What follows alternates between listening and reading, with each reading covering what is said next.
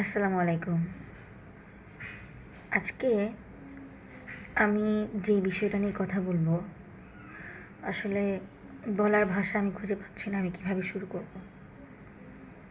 গত 3 দিন ধরে মনটা এত খারাপ যে আসলে কিভাবে যে আমি এক্সপ্রেস করবো আমি নিজেও জানি না।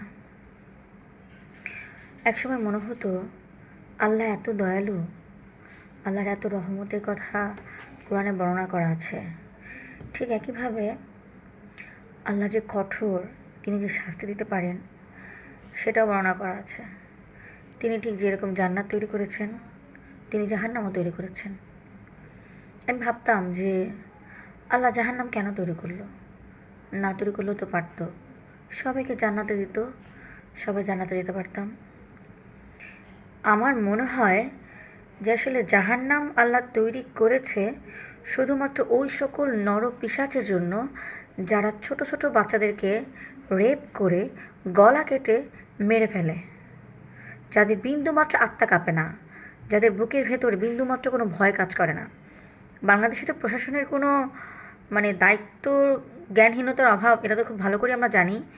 বাংলাদেশের যিনি প্রধানমন্ত্রী হয়েছেন, তিনি প্রধানমন্ত্রী হওয়ার 3 মাসের মধ্যেই ছোট ছোট বাচ্চাদেরকে রেপ করছে, মেরে ফেলছে, অথচ কোনো রকমের কোনো বিচার হওয়ার কোনো হদিস নেই। গত বছর যখন একটা মেয়েকে রেপ করলো, তাকে যে আপনার কি বলে ফ্লাইটে করে যে তার গ্রামের বাড়িতে নিয়ে গেল আর্মি বাহিনীরা, কই 1 বছর হয়ে গেছে, কোনো বিচার হলো? তাতে ফাঁসির মৃত্যুদণ্ড দেওয়া হয়েছিল। মৃত্যুদণ্ড তাকে শেষ হচ্ছে যে বিচারে তাকে এটাই অ্যানাউন্স করেছে তাকে মৃত্যুদণ্ড দিতে হবে। 1 বছর ধরে তিনি জেল কাটছে, কোনো মৃত্যুদণ্ড হয় নাই। আমরা কষ্ট করব, আমরা পরিশ্রম করব, আমাদের টাকাতে বসে বসে জেলে বসে, আমাদের টাকাতে বসে বসে তারা ভাত খাবে, ডাল খাবে, আনন্দ করে ফুর্তি করে বেড়াবে জেলের মধ্যে। আর আমাদেরই মেয়েদেরকে, আমাদেরই সন্তানদেরকে তারা রেপ করবে, খুন করে মেরে ফেলবে। কি সুন্দর, তাই না সিস্টেম? আমি জানি না, আমি জানি না এই অন্যায়ের শাস্তি হবে কি না। আমি